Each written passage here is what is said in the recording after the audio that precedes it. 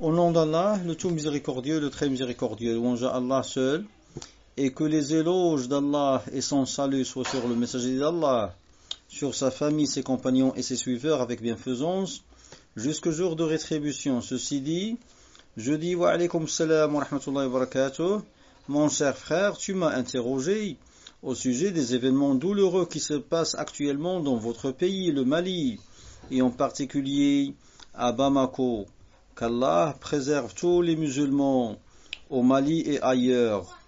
Et je dis, certes, l'unanimité des gens de la Sunna et du groupe Ahl Sunna wal Jama'a, leur unanimité est établie sur l'interdiction des manifestations et des choses semblables, telles que les révoltes, les émeutes, les sittings, les grèves, etc. Et parmi les fondements que les imams de l'islam ont consignés dans leurs épîtres se trouve un fondement très important et qui est d'entendre et d'obéir aux gouverneurs musulmans dans les choses convenables et ne pas se rebeller contre lui, qu'il soit pieux ou pécheur. السمع والطاعة للحاكم المسلم في المعروف برا كان أو فاجرا. Ceci se trouve dans beaucoup d'épîtres, tels que Usul Sunnah, les fondements de la Sunna de l'imam Ahmad ibn Hanbal, rahimahullah. Ce fondement se trouve également dans l'épître de Al-Wasitiyya de Shaykh al-Islam Ibn Taymiyyah al-Harrani, rahimahullah. Et ceci se trouve également dans l'épître intitulée Al-Aqidat al-Wasitiyya de Abi Ja'far al-Tahawi, rahimahullah, et dans beaucoup d'épîtres des imams de l'islam. Ce fondement important est déduit du noble verset 59 de la sourate An-Nisa, les femmes. Allah subhanahu wa ta'ala dit, Ya ayyuhalladhina amanu, ati'u Allah wa ati'u ar-rasul wa ulil amri minkum, fa in tanaza'tum fi shay' farudduhu ila Allah wa ar-rasul. إن كنتم تؤمنون بالله واليوم الآخر ذلك خير وأحسن تأويلا. Traduction rapprochée du sens du verset. Ô les croyants, obéissez à Allah, obéissez aux messagers et à ceux d'entre vous qui détiennent le pouvoir. Puis, si vous vous disputez en quoi que ce soit, renvoyez-le à Allah et aux messagers. Si vous croyez en Allah et au jour dernier, ce sera bien et de meilleurs aboutissements. Fin de citation. Ceci est la voie, ceci est la vérité. Elle est claire et la louange revient à Allah seul. En cas de dispute, c'est-à-dire en cas de désaccord, on retourne vers le livre d'Allah et vers la sunna du messager d'Allah, que l'éloge et le salut soient sur lui. On n'emprunte pas les méthodes occidentales, préconisant les troubles, les anarchies, la violence, la révolte, etc. Ceci est un comportement qui n'est pas civilisé. L'islam le refuse en bloc. L'islam a apporté la méthode à suivre par tous les peuples, où qu'ils se trouvent, afin de parvenir à la paix et au bonheur social, politique et autres. Et ce fondement que nous avons mentionné repose sur ce verset que nous avons cité, et il repose aussi sur de nombreux hadiths du messager d'Allah, que l'éloge et le salut d'Allah soient sur lui. Je vais mentionner une seule parole prophétique dans cette intervention urgente, et je préparerai une autre intervention où je mentionnerai d'autres preuves de la sunna, ainsi que des paroles des pieux prédécesseurs et des grands imams de l'islam. Dans le hadith de Nafi', que Abdullah ibn Umar, qu'Allah l'agrée, dit, j'ai entendu le messager d'Allah, que la prière et le salut soient sur lui, dire, Man khala'a yadan min ta'ah, laqiya Allah yawm al-qiyamah, wa la hujjata lah. ومن مات وليس في عنقه بيعة مات ميتة جاهلية. Traduction du sens du hadith. celui qui retire sa main de l'obéissance, c'est-à-dire de l'obéissance au gouverneur musulman, celui qui retire sa main de l'obéissance, il rencontre Allah au jour de résurrection sans avoir de preuves, et quiconque meurt sans avoir allégeance dans son cou, il meurt sur un état de la jahiliya, c'est-à-dire la période pré-islamique. Fin de citation. Il meurt sur un état de al-jahiliya, justement parce que les gens de la jahiliya étaient des rebelles. Le prophète, que l'éloge et le salut d'Allah soient sur lui, vint avec l'union, avec la fraternité, avec l'ordre, avec l'allégeance, avec le dialogue et le bon conseil, ainsi que beaucoup d'autres principes. Ces preuves que nous avons citées, à savoir le verset de la sourate An-Nisa, ainsi que ce hadith du messager, que la prière et le salut soient sur lui, ces preuves et d'autres, dans le livre d'Allah et dans la sunna du messager d'Allah, font que les gens de la sunna et du groupe mentionnent dans leurs épîtres de croyance et de méthodologie ce fondement qui est as-sam'u wa ta'atu li wulati al-umuri fil ma'ruf, l'entente et l'obéissance aux gouverneurs musulmans dans les choses convenables. Et en cas de choses qui n'est pas convenable, c'est-à-dire en cas de choses répréhensibles ou blâmables, munkar, en cas de choses blâmables, on ne suit pas, on ne la commet pas, mais on n'incite pas à se rebeller contre le gouverneur. Ceux qui sont proches ou capables de lui faire parvenir le bon conseil, qu'ils le fassent, mais on ne doit jamais inciter à la rébellion, tant que le gouverneur est musulman, qu'il soit pieux ou non, barran kana ou fajira, qu'il soit pieux ou non. Ceci est la voix des gens de la sunna et du groupe, c'est-à-dire le groupe qui s'est attaché et accroché à la sunna du messager d'Allah et n'a pas dévié avec les groupes qui ont dévié et qui sont apparus dans l'islam et qui ne sont pas sur le fondement de base et l'islam pur. Ceci est la voix des gens de la sunna et du groupe. Il faut se méfier donc des voix innovées qui acceptent cette innovation et d'autres, à savoir l'innovation de la rébellion et des manifestations et de la violence. À la base, dans l'histoire islamique, c'était le groupe des Khawarij, les séparatistes ou les rebelles. C'était ce groupe qui adoptait cette voie de violence et d'anarchie. Il s'est manifesté. Certes, ils sont apparus depuis l'ère du prophète, que la prière et le salut soient sur lui. L'un parmi eux, qui s'appelle Dhul Khuwaysira at-Tamimi, cet homme s'est opposé au messager d'Allah, que la prière et le salut soient sur lui. Et par la suite, ce groupe de Al-Khawarij se forma dans le règne ou l'ère de Uthman ibn Affan, le calife bien guidé. Ils l'ont même assassiné dans son domicile, qu'Allah l'agrée. Après quoi, le calife bien guidé, Ali ibn Abi Talib, qu'Allah l'agrée, les avait combattus, anéantis et exterminés. Mais il continue d'apparaître comme le prophète, que l'éloge et le salut d'Allah soient sur lui, avaient informé à leur sujet, et leur pensée de rébellion continue de circuler, wal'iyadu billah, qu'Allah préserve tous les musulmans. À notre époque, le groupe innové de Al-Ikhwan al-Muslimun, les frères musulmans, fondé par l'innovateur Hassan al-Banna, ce groupe adopte ces méthodes violentes et contraires à la sunna, telles que les méthodes des attentats, des manifestations, de la rébellion et du sectarisme politique. Wallah al-Musta'an. Des groupuscules sont même sortis à partir de cette secte des frères musulmans, tels que le groupuscule appelé Al-Qaïda, l'organisation Al-Qaïda.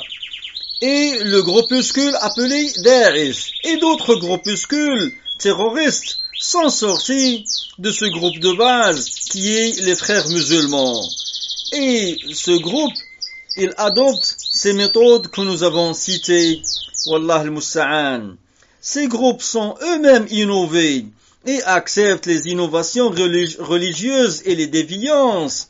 Quant au groupe de base, et qui est resté sur la sunna, qui s'est attaché et accroché à la sunna et à l'islam pur, ce groupe qui s'appelle Ahl Sunna wal Jama'a, et qui s'appelle aussi Ahl al-Hadith wal Athar, et qui s'appelle aussi As-Salafiyoun, ce groupe unique se cramponne au livre d'Allah et à la sunna du messager d'Allah, ainsi qu'à la voie des pieux prédécesseurs, As-Salafus Salih. Ce groupe refuse ces moyens inventés jadis par les Khawarij et importés à notre époque chez les mécréants qui ont dans leur histoire, voire dans leur soi-disant droit et loi, ils ont quoi? Ils ont le droit à la grève, le droit aux manifestations, etc. Il faut que nos frères comprennent que nous, musulmans, nous avons une religion unique et parfaite, qui n'a besoin de personne pour y rajouter tant soit peu ou en retrancher. C'est la religion d'Allah le Très-Haut. Cette religion interdit les troubles, les meurtres, les actes de saccage et de pillage, ainsi que les destructions et les ravages. Cette religion a des principes nobles pour établir la paix sociale. Et ici je pose une question.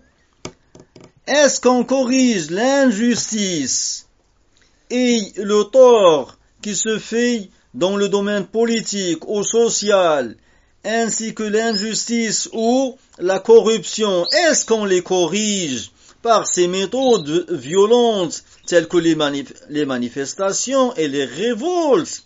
Est-ce qu'on les corrige en brûlant les biens de nos frères tels que les voitures et les boutiques? Est-ce qu'on les corrige en allumant des feux dans les rues et en s'opposant entre musulmans comme s'opposent les mécréants? Wal-iyadu billah. Non, ceci n'est pas la voie apportée par Muhammad, que la prière et le salut soient sur lui. Ceci est la voie, comme on a cité, des Khawarij, ainsi que la voie des mécréants. Le prophète, que l'éloge et le salut d'Allah soit sur lui, dit إِذَا الْتَقَى الْمُسْلِمَانِ بِسَيْفَيْهِمَا فَالْقَاتِلُ وَالْمَقْتُولُ فِي النَّارِ. Traduction du sens de ce hadith. Si deux musulmans se croisent par les épées, certes, le meurtrier et la victime seront au feu. Fin de citation. Les musulmans ne devront jamais se trouver dans une situation pareille.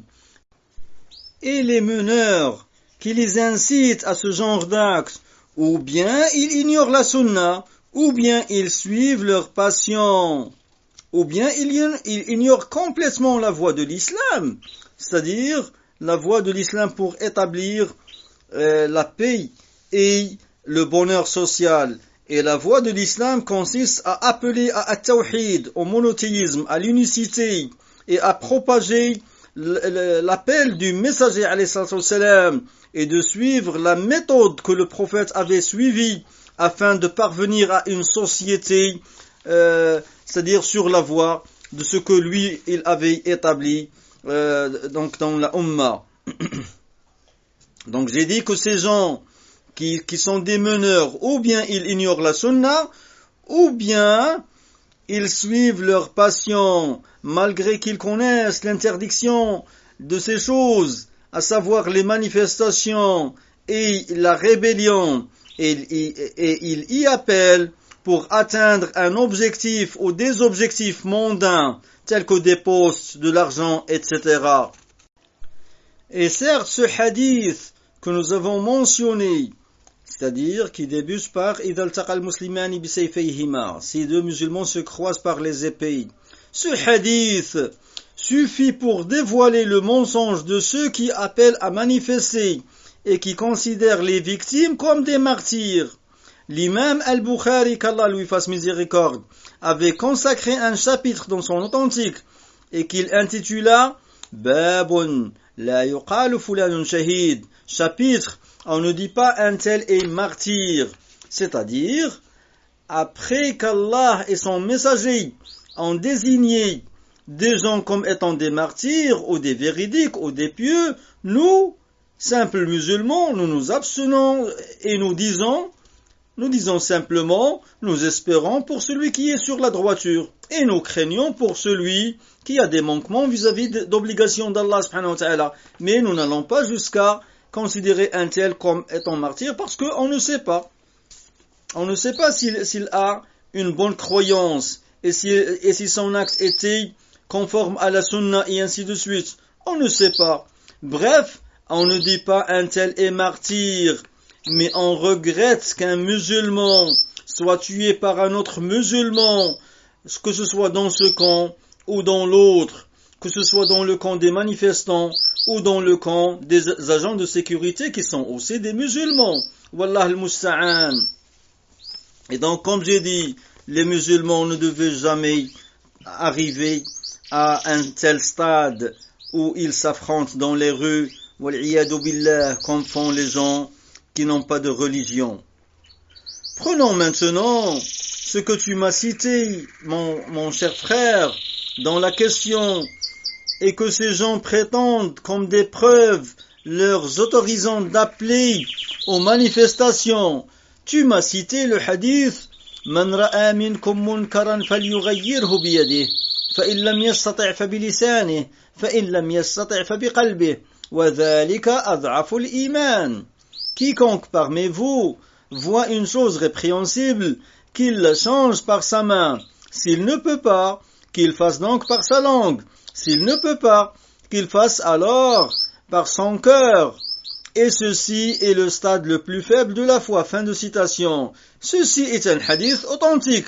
Mais est-ce qu'il incite aux rébellions et aux manifestations? Non, pas du tout. Dans le hadith, nous avons des degrés de changement du mal. Ceux qui sont autorisés agissent par la main, tels que les gouverneurs. Les gouverneurs dans leur secteur, dans le secteur de leur pouvoir, ainsi que les parents dans les foyers, ainsi que les enseignants à titre d'exemple dans les classes et d'autres. Et donc, ces gens peuvent agir par la main pour corriger les mauvais comportements. Cette action appartient à ceux qui ont une certaine autorité. Cela se fait avec sagesse, non pas n'importe qui intervient d'une manière brutale et abusive.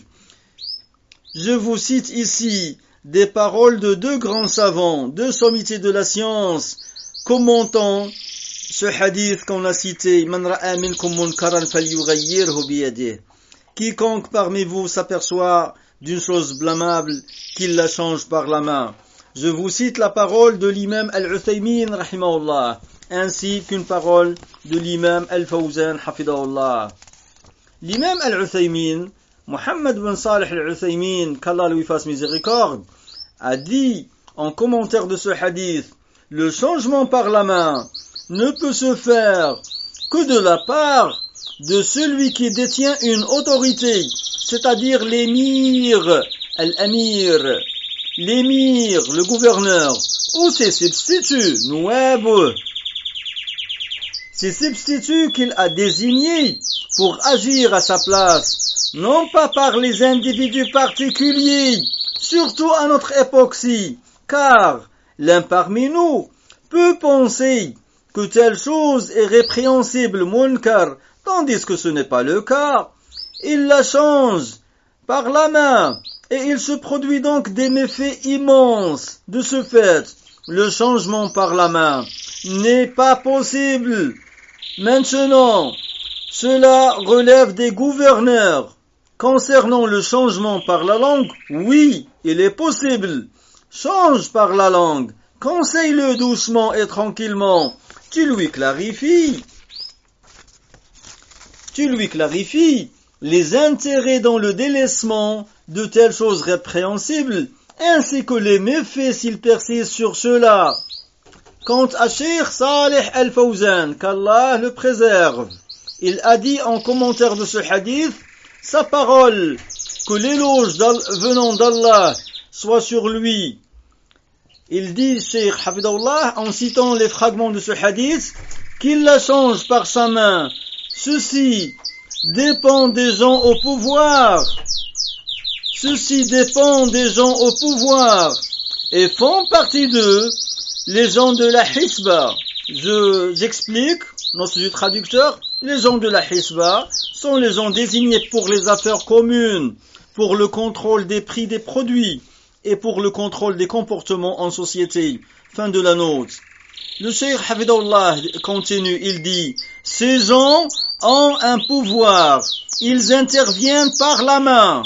Et puis le Cheikh, il cite un deuxième fragment du hadith, s'il ne peut pas, et il commente, c'est-à-dire qu'il n'a pas une autorité, qu'il le change par sa langue, par la clarification, l'exhortation, l'appel à Allah, en ordonnant le convenable et en interdisant ce qui est répréhensible. Ensuite, le cheikh mentionne le troisième fragment, et s'il ne peut pas, le cheikh, il commence, il n'a ni science, ni autorité, il doit donc le désapprouver par son cœur. Il désapprouve telle chose répréhensible par son cœur. Il s'en éloigne et se distancie de ces gens. Non pas qu'il reste avec les gens du mal, tout en disant je désapprouve. Si tu as désapprouvé, tu ne serais pas resté avec eux. Éloigne-toi d'eux, afin que tu échappes à leur mal. Voici donc le commentaire de deux érudits de la Sunna vis-à-vis du hadith du messager, que la prière et le salut soient sur lui. Quant à l'autre parole que tu m'as envoyée et qu'ils considèrent comme étant une preuve pour eux, et qu'ils allaient comme étant une preuve justifiant les manifestations, etc., c'était la parole d'Allah subhanahu wa ta'ala, وَلَوْلَا دِفَاعُ اللَّهِ النَّاسَ بَعْضَهُمْ بِبَعْضٍ لَفَسَدَتِ الْأَرْضِ. Si Allah, traduction rapprochée du sens du verset, si Allah ne repoussait pas les gens les uns par les autres, certes, la terre serait certainement corrompue. Ce verset n'autorise pas les révoltes ni les manifestations. Il montre plutôt comment Allah le Très-Haut repousse les mécréants pour ne pas nuire aux croyants et afin qu'ils ne corrompent pas la terre, afin que les mécréants ne corrompent pas la terre. L'imam As-Sa'di, l'exégète, l'érudit savant, l'exégète As-Sa'di rahimahullah, mentionna ce verset. وَلَوْلَا دِفَاعُ اللَّهِ النَّاسَ بَعْضَهُمْ بِبَعْضٍ لَفَسَدَتِ الْأَرْضِ. Si Allah ne repoussait pas les gens les uns par les autres, la terre serait certainement corrompue. Et l'imam de commenter comme suit, je cite, c'est-à-dire si Allah, s'il ne repoussait par ceux qui combattent dans son sentier la ruse des pervers et l'alliance des mécréants, la terre serait corrompue par le fait que les mécréants s'en emparent. Ils célèbrent les cultes de mécréance et interdisent d'adorer Allah le Très-Haut et de montrer sa religion. Fin de citation. Et la source de cette parole est son livre d'exégèse qui est Taysir al-Karim al-Rahman, fi Tafsir Kalam al-Mannan, page 92. Vous voyez donc que ce verset n'incite ni à la révolte, ni à la manifestation, ni au saccage, ni au pillage. Wallah al-Musta'an. Mais les gens de passion veulent donner au verset et au hadith des sens faux afin de justifier leur comportement qui donc leur permet de s'arroger de postes ou de parvenir au pouvoir. Wallah al-Musta'an.